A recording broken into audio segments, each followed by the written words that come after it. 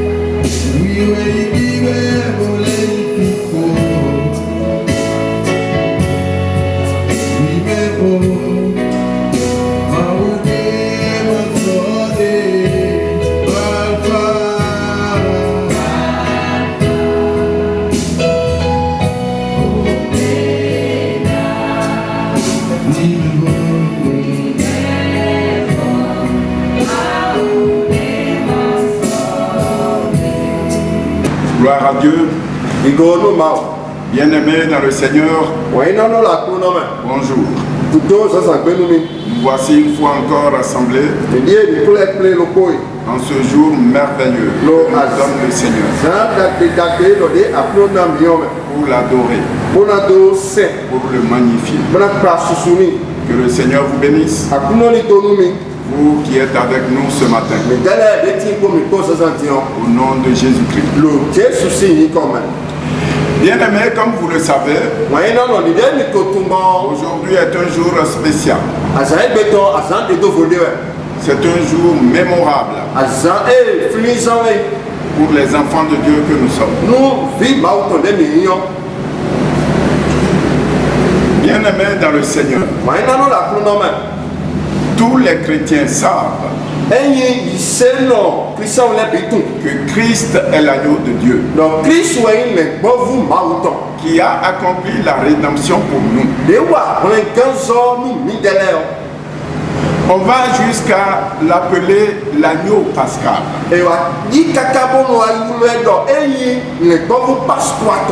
Pourtant, il n'y en a pas beaucoup qui ont une vision claire de Christ en tant que l'agneau.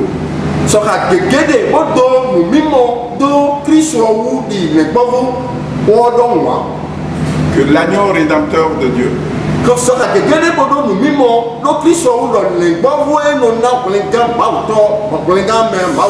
C'est-à-dire que Christ est plus que l'agneau pascal. Il est la Pâque. Christ, notre Pâque. Tel est notre message de ce matin. La Pâque, la toute première décrite dans Exode 12, est un type adéquat et même tout inclusif de la rédemption de Christ. Il n'y a aucun autre endroit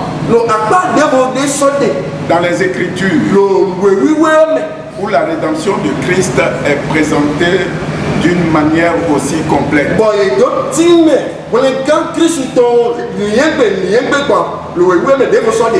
Le Nouveau Testament nous révèle les différents aspects de la rédemption.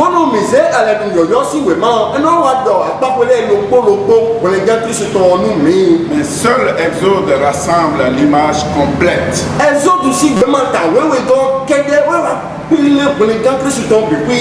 Jean 1, verset 29 parle de Christ en tant que l'agneau de Dieu. Et 1 Corinthiens 5, 7 parle de Christ en tant que la Pâque. C'est ainsi qu'ici et là,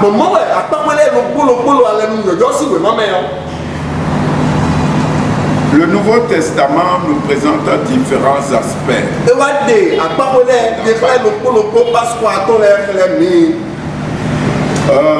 Mais dans Exode 12, nous en avons l'image complète. Dans Exode 12, 13, le Seigneur dit: je verrai le sang et je passerai par-dessus. Cependant, selon Paul, nous voyons que la Pâque n'est pas seulement reliée au sang, mais à Christ lui-même. Faute de temps, je ne parlerai que d'un ou deux aspects de Christ en tant que Pâque. Et nous lisons donc dans Exode, chapitre 12, le verset 3 et le verset 6. Parlez à toute l'assemblée d'Israël et dites: le 10e jour de ce mois, on prendra un agneau pour chaque famille, un agneau pour chaque maison.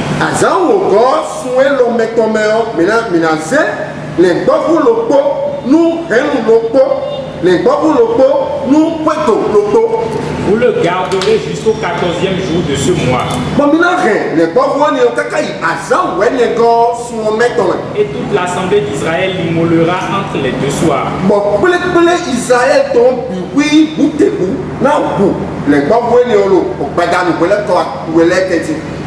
Amen. Amen. Pourquoi on le prend le 10e jour et on l'immole le 14e jour?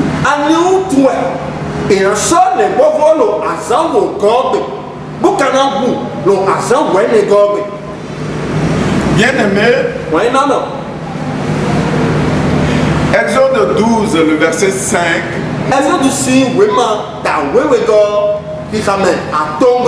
nous donne une des raisons pour lesquelles on doit prendre l'agneau le 10e jour et l'immoler le 14e jour. Ce verset 5 nous dit que l'agneau doit être sans défaut. Voilà pourquoi nous devons le prendre le 10e jour et ne l'immoler que le 14e. Parce que Dieu vous connaît. Vous amenez sur le marché peut-être une bête qui est malade. Et s'il faut attendre le 14e jour de l'immolation pour aller au marché et chercher l'agneau et l'immoler en même temps, nous allons certainement immoler un agneau qui est malade.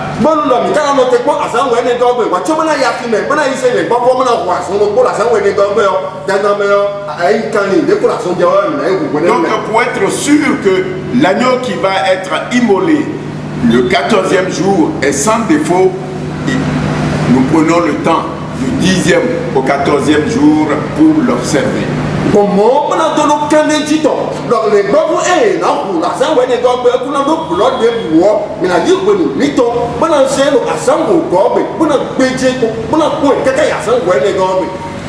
Bien-aimés, dans ce passage que nous venons de lire, nous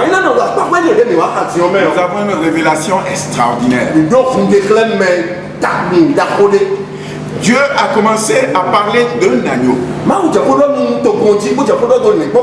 Il dit, vous prendrez un agneau pour chaque maison. Un agneau pour chaque famille. Bien aimé, imaginez combien d'agneaux nous allons avoir. Combien de maisons des Hébreux nous avons en ce moment en Égypte.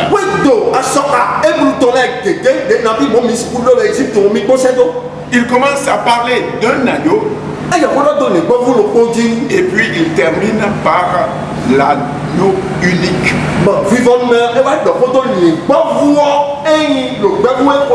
Il dit le jour de l'immolation, toute l'assemblée d'Israël va s'assembler pour l'immoler. Comme si c'était un seul agneau.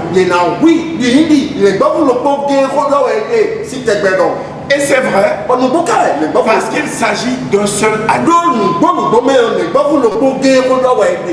Au début, on croirait qu'il s'agit de plusieurs agneaux. Chaque maison avec un agneau, ça va faire des milliers.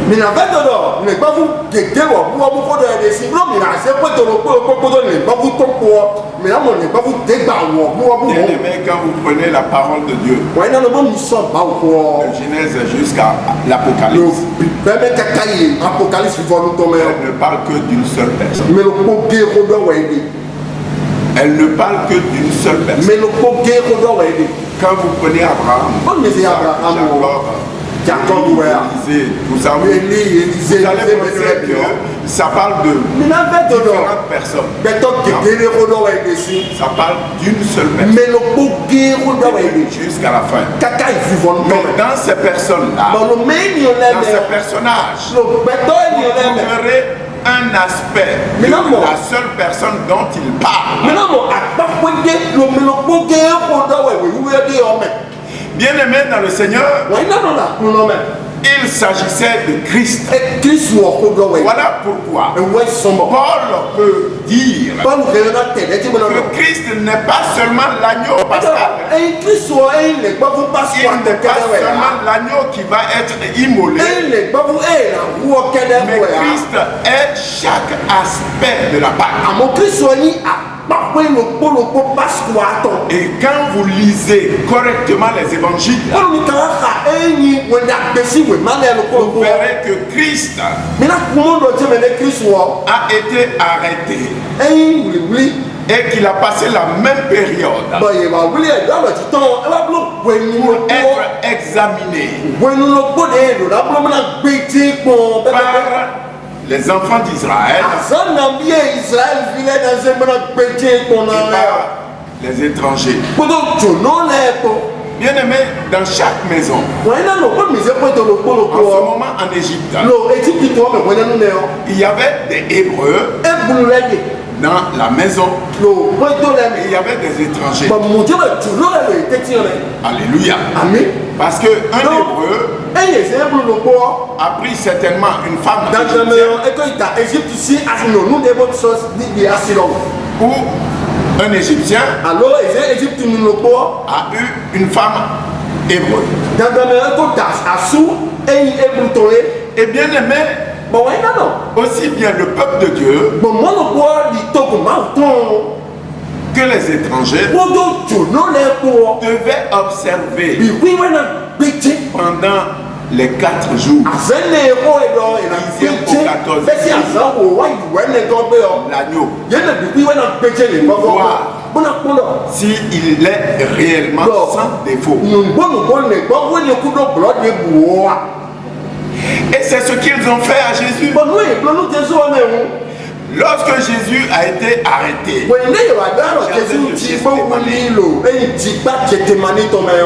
quand vous lisez correctement, vous verrez qu'il a passé le même nombre de jours à être examiné par le peuple de Dieu et par le monde. Et bien aimé, l'agneau ne devrait être immolé le 14e jour que s'il était sans défaut. Ce n'est qu'à cette condition que l'agneau pouvait être immolé. Et l'examen de Jésus a commencé. Quand ils l'ont arrêté, ils l'ont amené dans la maison de Anne, qui était le beau-père de Caïphe, le souverain sacrificateur en ce moment. Et Caïphe et les principaux sacrificateurs et le Sanhédrin se sont rassemblés pour examiner Jésus. Et lorsqu'ils l'ont examiné, lorsqu'ils l'ont tourné dans tous les sens, ils ont fini par tirer une conclusion. Et nous allons le voir dans Matthieu 26, le verset 59 et le verset 60a.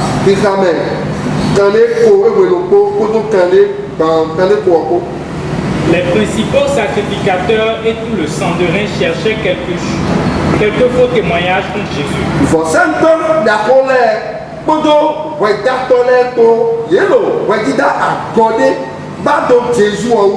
Suffisant pour le faire mourir. Mais il n'en trouvait point. Quoique plusieurs faux témoins se fussent présentés.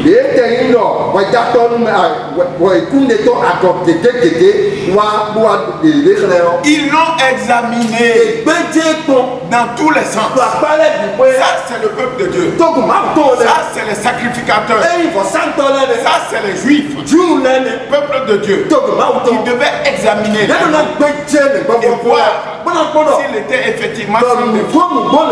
Ce n'est que lorsqu'il est trouvé sans défaut, ils l'ont examiné. Ils l'ont examiné. En bas, vous l'avez entendu. Et ils sont arrivés à la conclusion qu'il est sans défaut. Lorsqu'ils ont fini, ils ont dit, mais il y a une loi qui dit que nous ne pouvons pas faire mourir quelqu'un. Seules les autorités romaines ont le pouvoir de mettre fin à la vie de quelqu'un. Alors, ils ont trouvé un moyen. Il y a un faux témoin qui s'est présenté. Il a dit, nous l'avons entendu dire. C'est le Fils de Dieu. Alors ils ont demandé à Jésus, tu as entendu ce qu'il dit? As-tu dit cela? Jésus n'a pas répondu. Il dit, mais dis-le-nous. Es-tu le Christ? Et Jésus a dit, vous l'avez dit. Le souverain sacrificateur a déchiré son vêtement. Il dit, il a blasphémé. Est-ce que nous avons besoin encore de cela? Nous avons entendu. Cela mérite la mort. Alléluia. Amen. Alléluia. Amen. Ils l'ont examiné et ils n'ont rien trouvé. Et puisqu'il fallait qu'il soit immolé. Alléluia. Amen. Et l'agneau qui doit être immolé doit être sans défaut. Que voulez-vous qu'il fasse? Alors ils ont décidé de l'envoyer à Pilate. Qui était le gouverneur à Jérusalem. Gouverneur romain. Et ils l'ont amené à Pilate. Et Pilate l'a examiné. De haut en bas. D'en bas en haut. Dans tous les sens. Pilate l'a examiné. Dans tous les sens. Et il est arrivé à la conclusion que nous allons écouter. Dans Jean chapitre 18 verset 38. Pilate lui dit, qu'est-ce que la vérité? Après avoir dit cela, il sortit de nouveau pour aller vers les Juifs. Et il leur dit, je ne trouve aucun crime en lui.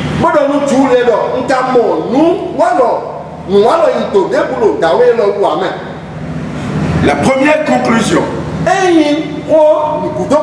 que Pilate, cette fois-ci, qui n'est pas enfant de Dieu, mais qui est du monde. Souvenez-vous que je vous ai dit qu'à l'institution de la Pâque en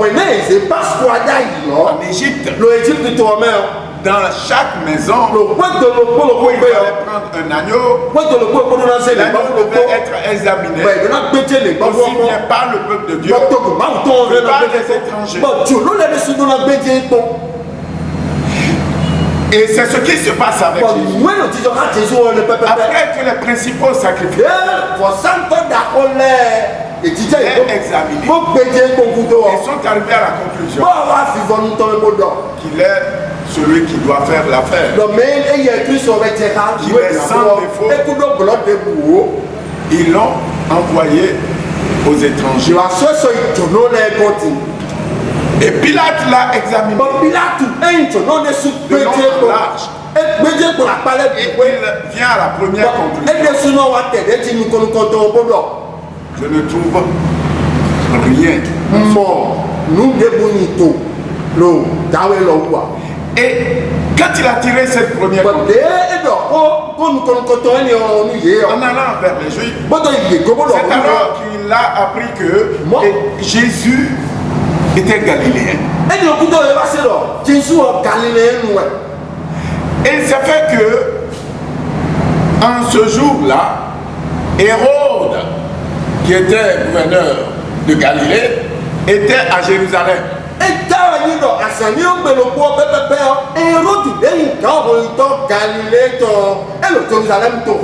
Or, Pilate et Hérode ne s'entendaient pas du tout. Alors, Pilate dit, je n'ai rien trouvé en lui qui mérite la condamnation. Alors il s'est dit, peut-être je vais me décharger en donnant la responsabilité à Hérode. Et il a envoyé Jésus à Hérode. On amena Jésus à Hérode. Hérode l'examina. Jésus n'a même pas daigné répondre à ces questions. Or, Hérode entendait parler de Jésus.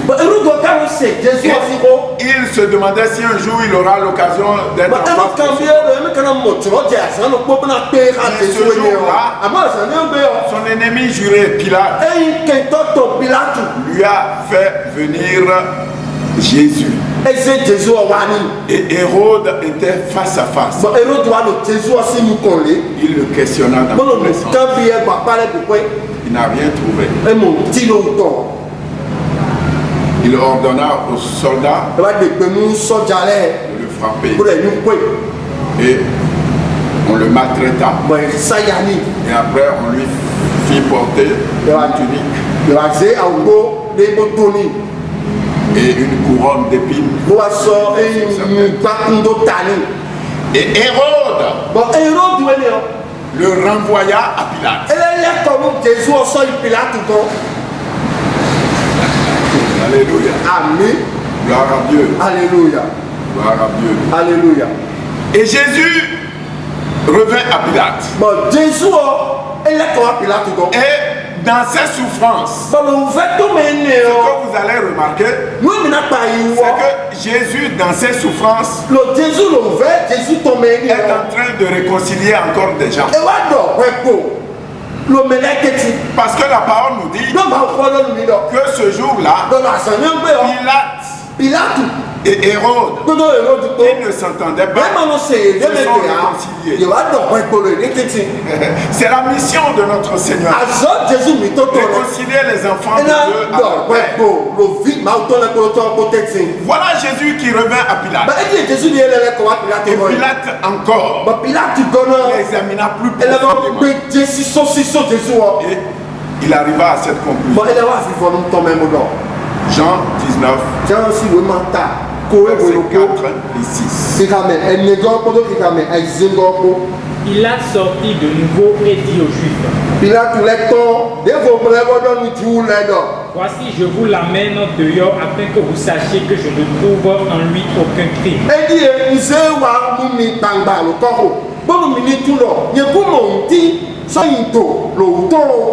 Lorsque les principaux sacrificateurs et les huissiers le virent, ils s'écrièrent,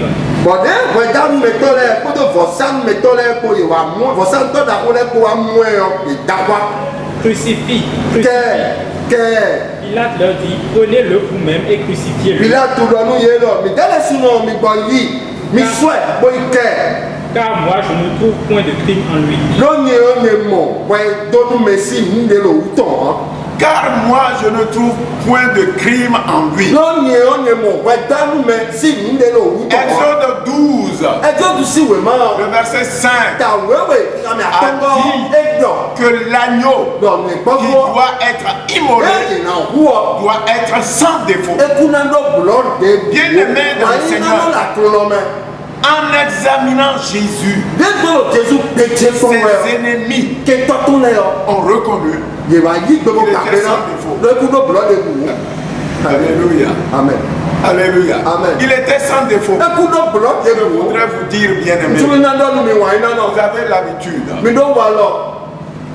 d'avoir de la rancœur envers les sacrificateurs de Dieu en ce moment-là. Non. Sans eux, on ne serait pas ce que nous sommes aujourd'hui. Nous devons les bénir. Exode 6 dit: et l'assemblée d'Israël tout entière s'assemblera pour l'immoler.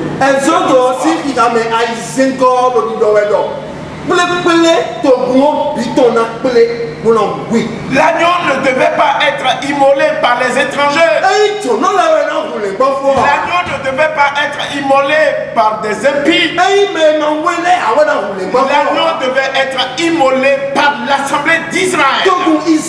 Par le peuple de Dieu. Pas par des étrangers. Pas par des impies. C'est l'assemblée d'Israël. Comme un seul homme qui devait s'assembler pour immoler. Amen. Et vous voulez que ce soit Pilate qui puisse tuer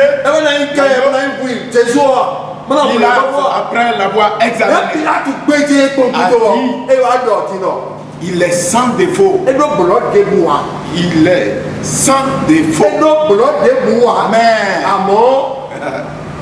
ce n'est pas moi qui dois l'immoler.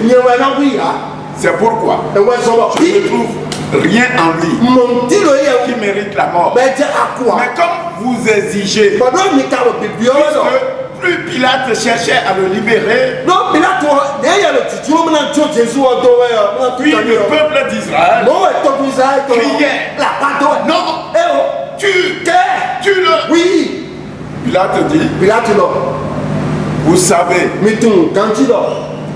quand ces jours comme celui-ci, j'ai la latitude de relâcher un prisonnier. Alors, voulez-vous que je crucifie Barabbas et que je vous libère Jésus? Le peuple d'Israël a dit non. Libère Barabbas et crucifie-le. Pourquoi? Parce que l'agneau doit être sans défaut. Barabbas c'est un bandit, un brigand. Or l'agneau qui doit être immolé doit être sans défaut. Et comment voulez-vous que le peuple d'Israël puisse accepter un brigand qui a dit dans Exode 12, verset 6, que c'est l'assemblée d'Israël qui doit l'immoler. Alléluia. Alors, Pilate était obligé de leur livrer. Et leur a dit, bien, vous-même, allez le mettre à mort.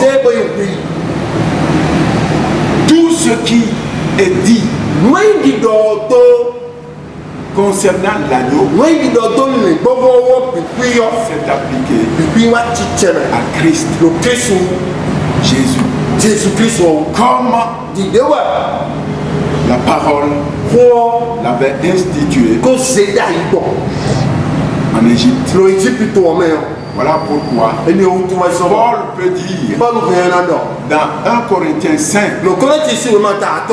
verset 7, que Christ, notre Pâque, a été immolé. Il n'est pas seulement l'agneau, mais en lui, Christ, nous avons tous les aspects. Il est le pain sans levain. Il est les feuilles amères. Tout ce qui concerne la c'est un Christ. Voilà pourquoi il n'est pas seulement l'agneau, il est la Pâque. Alléluia. Amen. Et bien aimé, ils l'ont pris. Ils l'ont tué. Conformément à la parole. Il ne pouvait pas l'être par les étrangers. De Dieu même. C'est pourquoi, bien aimé, nous devons bénir ces instruments que le Seigneur pour que sa volonté se fasse. Et bien aimé, le temps nous manque. Vous ne pouvez bien aimer. Quand vous voyez que Joseph, qui était disciple en cachette de Jésus, et personne ne le savait. Mais ce jour-là, vous ne pouvez pas comprendre l'œuvre que Joseph a ce jour-là. Nous reviendrons peut-être un autre jour sur le sujet pour que vous compreniez l'acte que Joseph a posé sur pour comprendre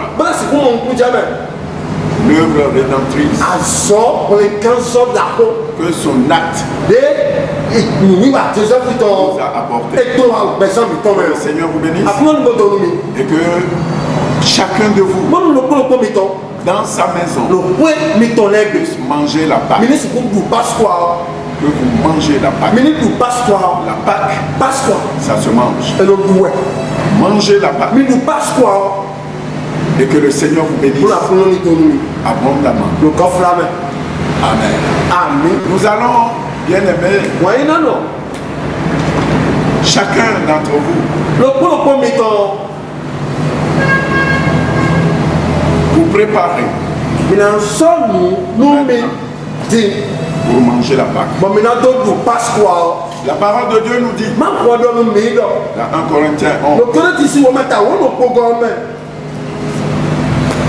partir verset 23. Car j'ai reçu du Seigneur ce que je vous ai enseigné. C'est ce que le Seigneur Jésus, dans la nuit où il fut livré, prit du pain.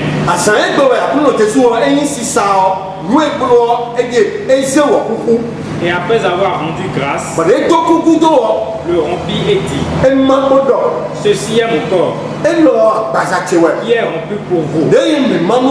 Faites ceci en mémoire de moi.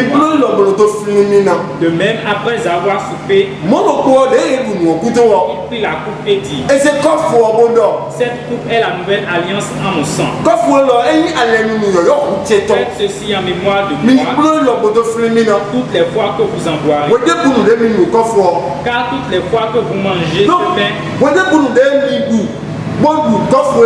et que vous buvez cette coupe,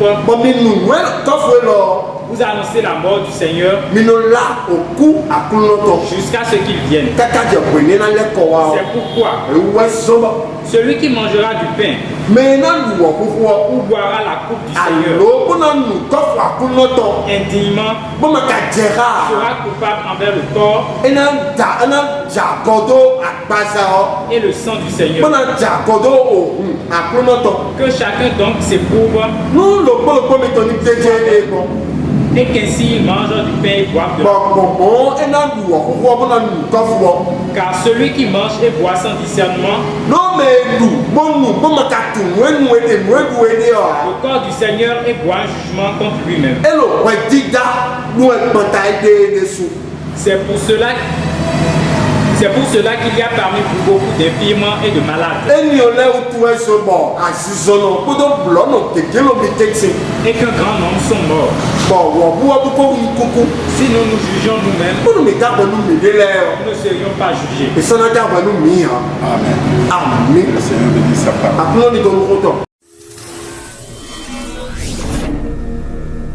Si vous êtes prêts, prenons le pain.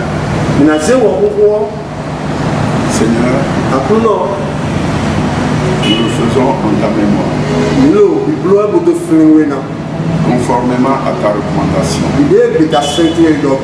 Donne-nous de prendre le pain, ton corps, avec action de grâce. Au nom de Jésus.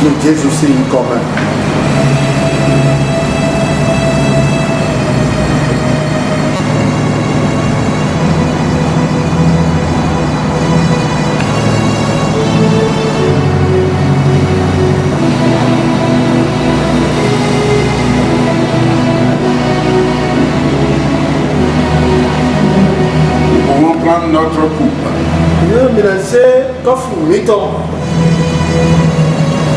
et nous prions. Prenez la coupe. Seigneur, nous nous approchons avec tremblement et nous prenons cette coupe en souvenir de ta recommandation. Bénis cette coupe. Donne-nous de la prendre avec action de grâce. Au nom de Jésus.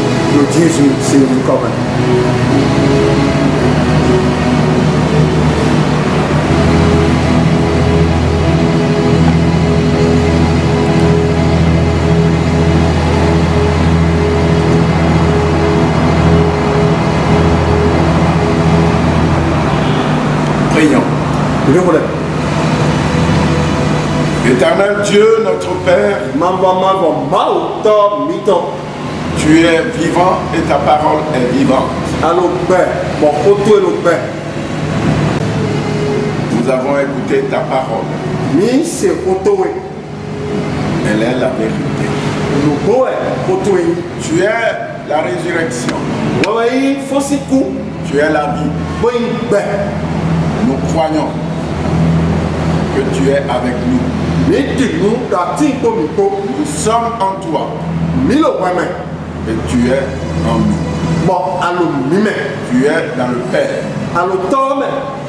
Et nous sommes dans le Père. Quand ce jour mémorable, nous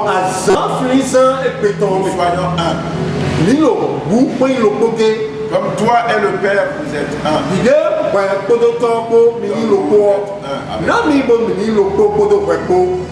Et que nous nous souvenions jusqu'à ce qu'il te plaise de revenir nous chercher. De l'œuvre que tu as accomplie pour nous. Tu es notre Rédempteur. Je prie maintenant pour ton peuple qui est devant toi, où qu'il soit, en ce moment précis. Visite-les. Rien ne peut perturber notre communion avec toi. Rien ne peut nous empêcher de communier avec toi. Ni la maladie, ni les difficultés, ni les problèmes, ni les soucis. Nous sommes un en esprit. Et je prie, Seigneur, afin que par cette sainte scène, tu guérisses tous ceux qui crient vers toi parce qu'ils sont malades, parce qu'ils sont alités. En prenant ce pas, cette coupe, qu'ils retrouvent leur santé. Père éternel, que ceux qui se sentent seuls en ce moment précis sentent ta présence et reprennent courage et reprennent espoir, car tu es avec nous et rien ne peut nous séparer de toi. Bénis ton peuple au-delà de notre espérance. Ton peuple. Et que toute la gloire soit. Que ta joie à notre Seigneur est avec nous. Il est avec nous. Au nom puissant de Jésus. Amen. Que le Seigneur vous bénisse. Nous sommes ensemble. Et à très bientôt. Amen.